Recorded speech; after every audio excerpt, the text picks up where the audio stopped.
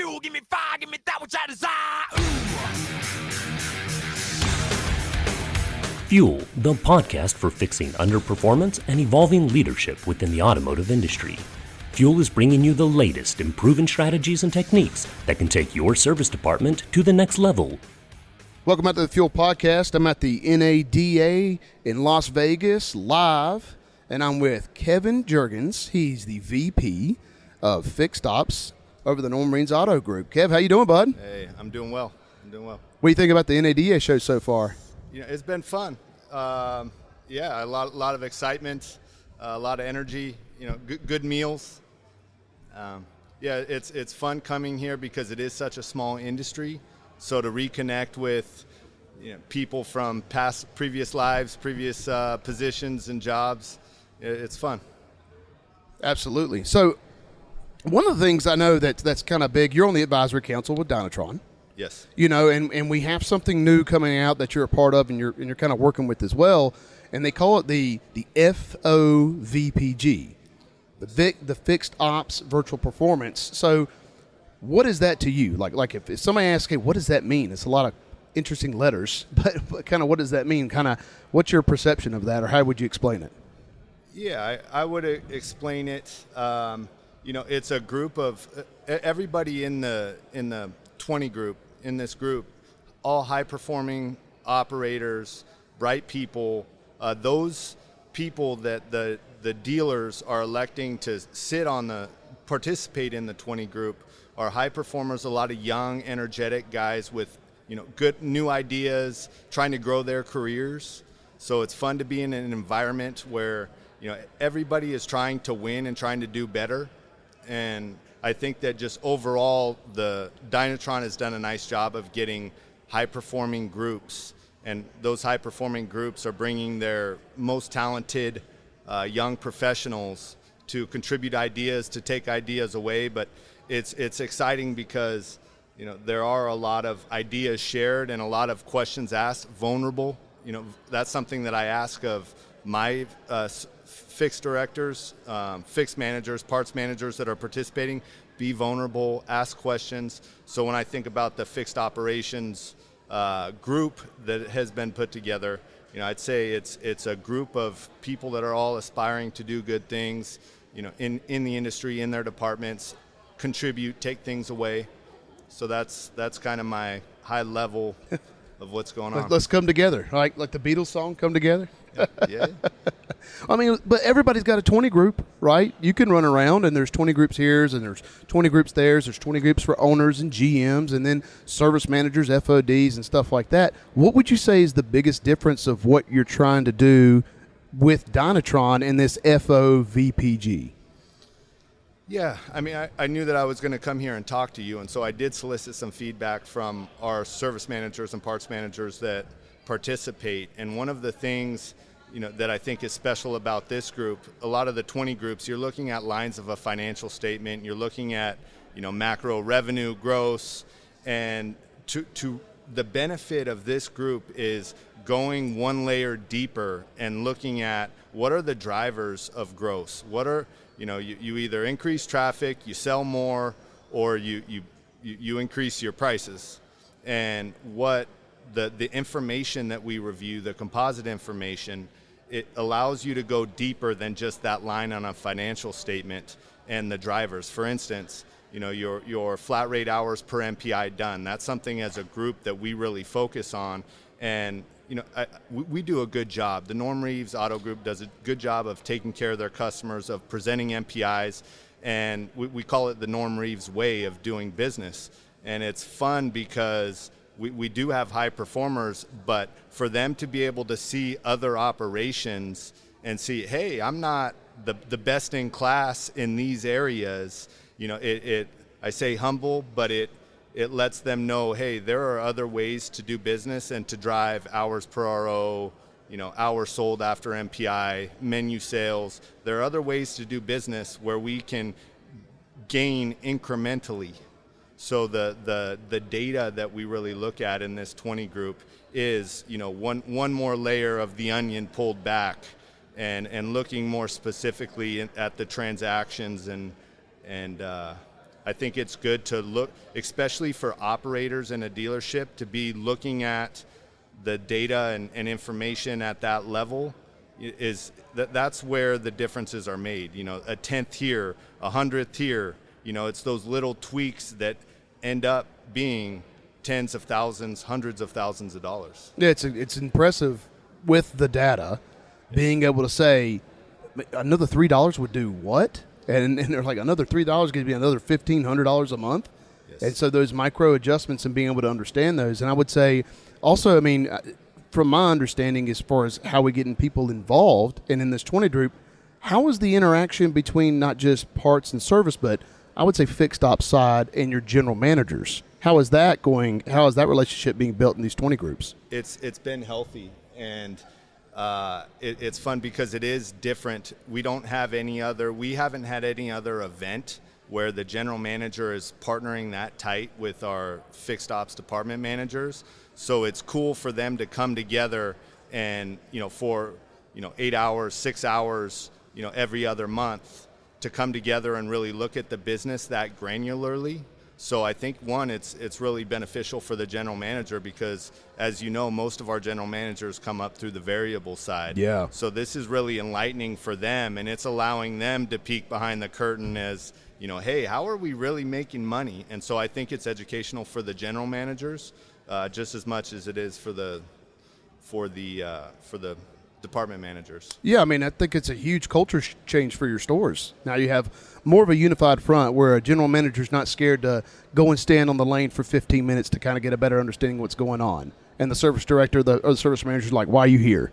You know, go back to your tower and things like that. So I think the more that they can also understand, I guess some of the data would help them with this, is how would they look at the financials or how they look at the revenue versus how fixed ops looks at the revenue. Because sometimes they can look at it completely different. I mean, ultimately, it's how much money we taking in the blue bag to the bank, right?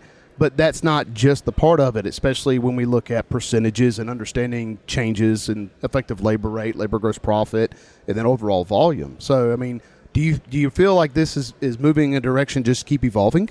Yes, it's healthy. You know, and one of the things that we talk about in our dealer group is having a smart and a healthy leadership group, and smart being, you know, technical expertise and really understanding, hey, this is how we do business. But then you have the healthy side of the business where are the managers working well together? And by having the general manager work with the fixed department managers, the empathy and the understanding of what it takes to move the numbers, I think it's healthy for the organization, you know, just as much as it is smart. Learning, you know, what are the specifics that are driving these numbers, that's the smart aspect. But the fact that, you know, that they're working together on it as a team, you know, I think that's a healthy part of it. Well, I mean, yeah, it just grows the relationship. You know, understanding what the left hand's telling the right hand, and that aspect of it. And I know I've always been at odds with what the front people are doing. Y'all just stay in the front. You know, we've got it in the back, and so there's never really been a good line of communication. So I think what you're doing and partnering with Dynatrod to do this is really kind of revolutionary as far as changing not just the mindset, but would you say the overall culture of your store? For sure. Yeah? For sure. Yeah, you touched on it. I think historically, you know, stereotypical general manager comes back and says, hey, you know, expense is out of control. Hey, we need, you know, we're tracking off our gross number. But again, having an understanding of, you know, just a deeper understanding of the department is healthy for the culture, as you said. Well, I definitely think it can help you where you can bend. You know, it's all expenses. Every single year you have to deal with it. We got to cut expenses, or we got to review expenses, or we have to look at it a certain way. But now it kind of gives you an idea of like, yeah, we need to look at this, but we can bend and invest in this because this is what we're going to get out of it. Let me share an example with you. So one of the initiatives that we've started with our group is having a non-wrenching shop foreman. So having a shop foreman whose, you know, paycheck isn't dependent on them turning a wrench. The non-wrenching shop foreman is a leader in the shop. And, you know, their job is to help groom technicians do more thorough MPIs. And the way that we actually bonus and spiff these non-wrenching shop foremen is using Dynatron data and that hours sold after MPI. And we've seen growth in that number. And if the general manager is just looking at top line gross, they don't realize that, hey, traffic's down. We're in an environment right now where with Honda, Honda Service Pass, we have what used to be customer pay ROs now getting transferred to warranty. And so you're seeing the shift in where the money is at and where the money is generated on the financial statement. It's moving. So, how do you really, tell, is the team doing a good job?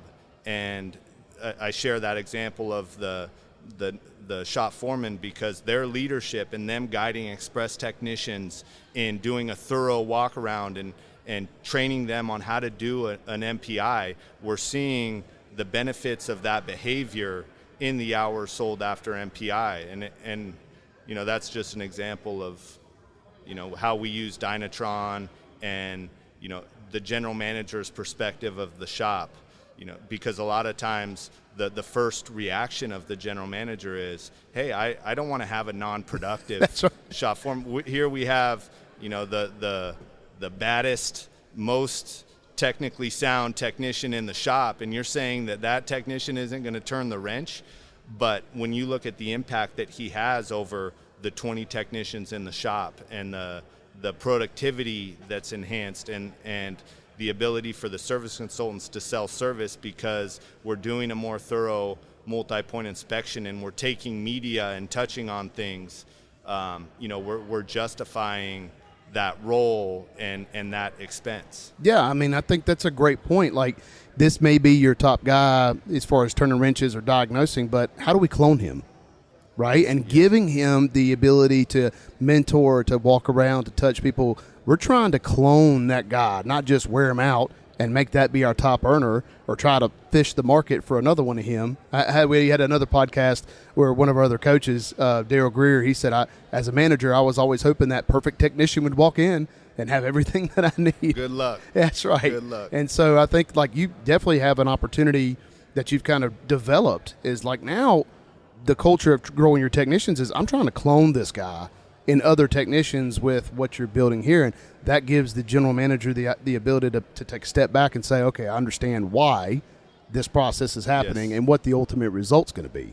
So that's fantastic. I want to touch on something you said a couple minutes ago. You mentioned micro adjustments. Yes. And that resonated with me because overall our operations, we have high performing service departments. And for the most part, things aren't broken. And so, when we're looking at how do we improve, it's not big drastic changes. It's all about those micro adjustments. And it's hard to make the micro adjustments if you can't see the data. You can't see I say micro data, but you can't peel back below just a line on a financial. Yeah, well, like you said earlier, the granular data, being able to drill down into that, it's a term we like to use at Dynatron, the drill technique of getting, with the RO, with the line, getting into some of the aspects of it, but I think what you're kind of touching on, or what I like to peel back on as well, is it sounds like when you're working with Dynatron that you're not working with somebody that we would consider a consultant, right? Because Sorry, say that one more time. When you're working with Dynatron, you're not working with somebody that you would consider solely a consultant, right? Oh, yeah. Yeah. It's more of a partnership because it's not those big changes. A lot of times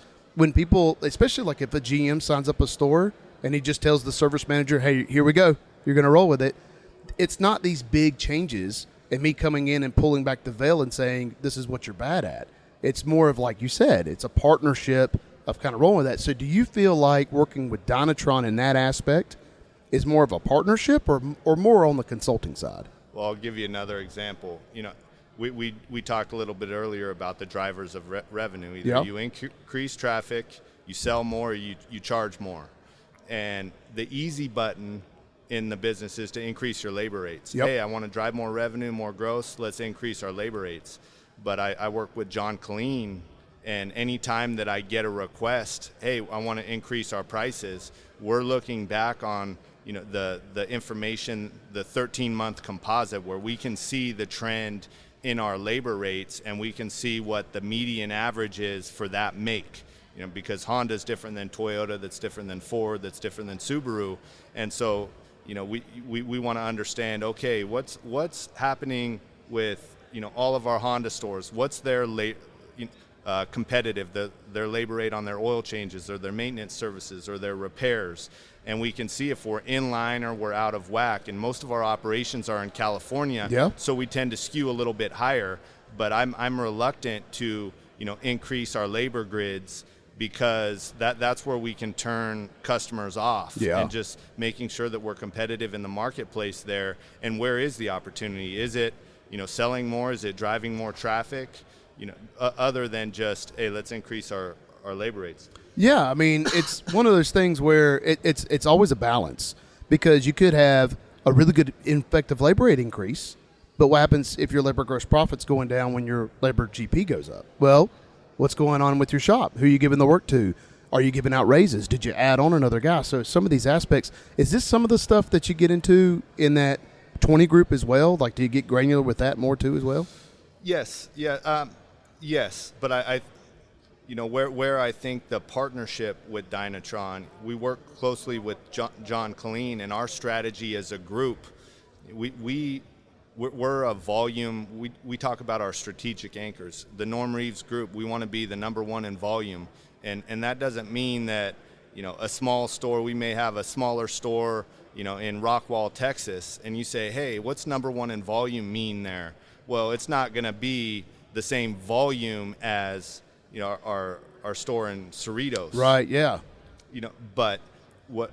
In talking about our strategic anchors, number one in volume, number one in profitability, number one in customer experience, number one in employee experience, we want to make sure that for our maintenance services that we're priced competitively. We have all the IRFs, the Jiffy Lubes, and we need to make sure that our oil changes are competitive in that space. Our maintenance services, highly competitive. And frankly, we talk about the non-wrenching shop foreman and the investment that we make in our technicians to be factory trained, to send them to training. That's where we deserve to make money. And so, working with Dynatron so that we are strategic in how we're pricing, that's a key thing for our organization, and that's a key. And I say secret sauce here. We're talking about it on a podcast here, so I'm putting it out there to everybody. I don't know if we've covered that strategy with, in the 20 group, but, it's certainly one of the benefits that we're able to look at it. Again, we talk about granular. You look at your labor rate. No, we look at our labor rate in different buckets in a granularity that allows us to be strategic in how we go to market. That's awesome. So, I mean, like, when you first got on with Dynatron, like, what was your thought? Like, when you first heard about Dynatron and you started down this path working with John Colleen, right? Yes. What was your initial impact? And then kind of what I would say, how's that grown into what's your favorite aspect of it now? Well, so it's interesting that you say that, because I was 6 to 8 years removed from fixed operations when I came in as the vice president of fixed operations for the Norm Reeves Group. So I hadn't been into the weeds, in years, and looking at our accessor reports, our financials, I could understand what was going on in the group, but it wasn't until, I saw a lot of the data in Dynatron, in our Dynatron dashboards, that I was really able to understand how we're doing in all these different parts of the fixed operations business. So again, it created visibility into, it allowed us to craft a strategy. And John Colleen is a black belt when it comes to yeah, he is. Understanding. I mean, he has such an understanding of all those details. So, having someone to bounce questions off of when I get a service manager that's looking to make a tweak, whether it be their labor grid or just process, he's a resource that I can, hey, what do you see? What are your thoughts? And it's just one more thing to help us make sound business decisions. I mean, I think that's huge. I mean, especially for the listeners or anybody out there that's not on Dynatron or kind of wondering what we do. hearing somebody like yourself who was removed, would you say 6 years or something like that before? Yep. And then now you're coming in and it's like, hey, I kind of need somebody to not really help me, but just kind of give me another set of forensic eyes, right? Well, it speeds it up. How long, if I didn't have access to the information and I didn't have access to John Clean, if I was to ask myself, how long would it take me to get up to speed and have the understanding that I was able to garner in a short period of time? How long would that have taken me if I didn't have the resources? I don't know the answer, but it would have been a long time, if at all. If at all, yeah. So I mean, now kind of like getting into it. I mean, you know, we've got the FOVPG. What are some other trends that you're seeing? You know, that you're trying to make a shift or trying to put a little bit more focus on in 2024 with your stores. You know, you've got a lot of things brewing. But what's one of the things that you're like, you know, we're really going to be looking at focusing on this moving into 2024? Yeah, some of the perspective that we've gained, you know, we look at capacity, and one of the things that we are trying to do as an organization is be more convenient to do business with. You know, so what's convenience? You know, you need to have your car serviced, and if we can't get you in for 5 days because we don't have the capacity, that's not convenient. No. You know, so in the FOPD, there are some of the operators that run 24-hour shifts that do creative things with, you know, doing their PDIs after hours so that they can open capacity during the workday when it's convenient for customers to do business with us. So again, I shared with you at the beginning of this that there are high-performing groups with sharp, young, innovative people that are finding answers to challenges like, how do you increase capacity in an environment when it's hard to get technicians? You know, when you're constrained with regards to your facility.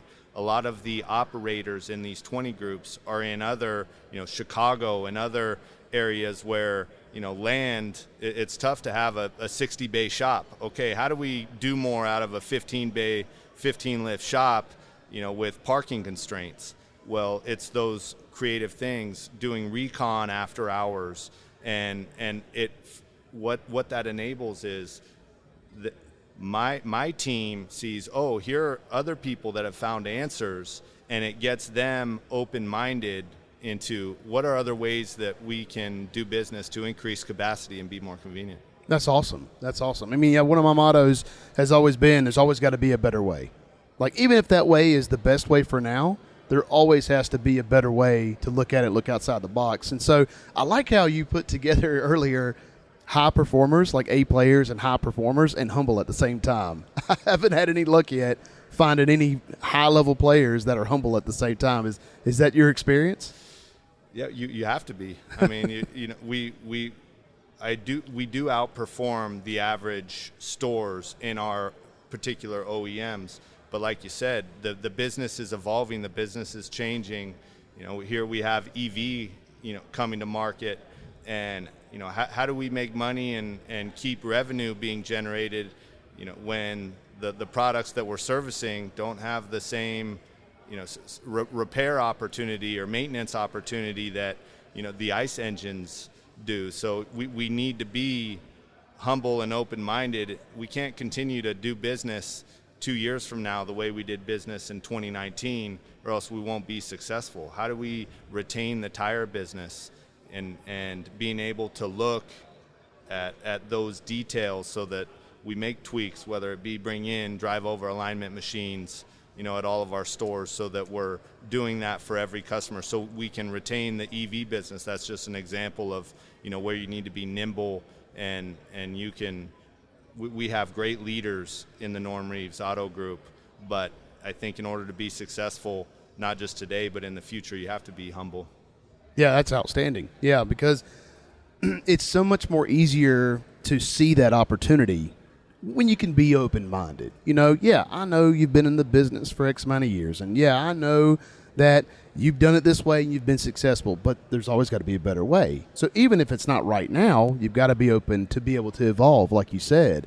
And I think that's put just great the way you said it.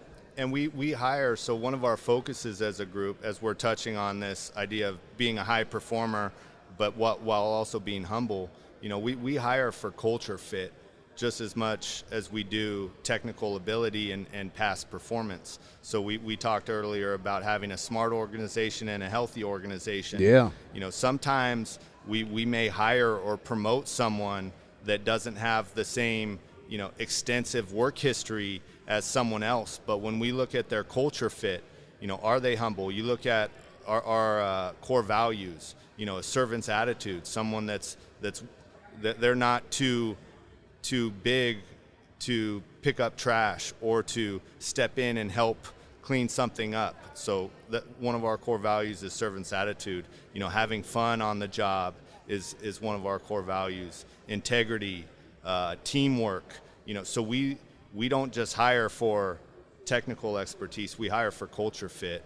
And I think that's one of the things that enables us to benefit from a 20 group like that. Yeah. And I mean, it is funny because some of our guys do think, hey, we're the best, baddest, biggest Honda fixed operations department, and then they see somebody else that's doing things a different way and generating better results in one function or aspect of the business, and so it causes them to reevaluate. How can I do better? That's fantastic. Well, I mean, that's what you want, right? You want them to always kind of taking a gut check and, like you say, being humble, but it's got to be a little bit better today than it was yesterday. Yes. And that's a hard thing to do because you know how it is. You get in ruts, you get pulled down. I'm just trying to close out the month, man. And so it's like that struggle. But I think it's like you said. Do you feel like you've got a good process of building that culture all the time? We've really worked on it. One of the things I think that's a challenge to that is, maybe you have a new manager in the business, or you have a department that was running really well, but for whatever reason, we lost a high-performing service consultant. And then the service manager, service director, is now working in the business instead of on the business. And so they're pulled down into helping write ROs or close out ROs or whatever it is, and it makes it challenging to, look up and look ahead 3 months, a year, and hey, where do we want to be? We want to open capacity. If they're constantly working in the business, it's very hard for them to set up, projects so that, they're working on the business and benefiting, in the long term, not just generating revenue and customer satisfaction today, but making sure that they're looking ahead so that it's hard to see that. It's hard to be able to see the overall benefit, like you said, when you're having to consistently work in it. If I got to take time to work in it, there's no time to really work on it to see the overall aspect of it. So I think that's huge that you guys are doing, and it's awesome that you're doing this with us and the FOVPG that we've got going with you guys and things like that. Kind of as I start to wrap up the podcast, every time I wrap up, I always like to leave my guests with final thought of anything that you kind of want to bring to the table or bring to the listeners that's out there. Yeah. I think it's important to have a network that you can bounce ideas off of, and one of the things that we're trying to do is get away from, storing ROs, hard copies, files, and get into a digital experience where we're scanning ROs and we don't have to carry the paper, carry paper and store paper. And I share that with you because, one of the benefits of having a network is, being able to reach out to someone and, hey, I'm trying to accomplish this, or I have this challenge in the business, and how are other stores going digital and digitally archiving their repair orders and things. And so I share that with you because in order to be successful in life or in business, having a network of people that are all sharp, you want to surround yourself with people that have the same goals and are trying to grow. And just grateful to be part of the group and to have resources like yourself, Maureen, John. It does make a difference. Well, we love having you, Kevan, man, and I love having you on this podcast. Think you'll come back? Absolutely. Yeah, Absolutely. All right, brother. Well, that'll conclude this episode live from NADA 2024 with Mr. Kevan Jurgens over here, VP Fixed Ops for the Norm Reeves Auto Group. And thank you again, brother. You got it. I'll let you get back to the circus now. Cool. Thank you for joining another episode of the Fuel Podcast. Always be sure to like, follow, or subscribe to be notified when new episodes are being dropped. And click the link below to review any of the show notes for additional information. Or you can email the Fuel Podcast with the link, as we encourage any feedback or any questions or comments from our listeners. Until next time, I'm your host, Alex Keys, with the Fuel Podcast for fixing underperformance and evolving leadership.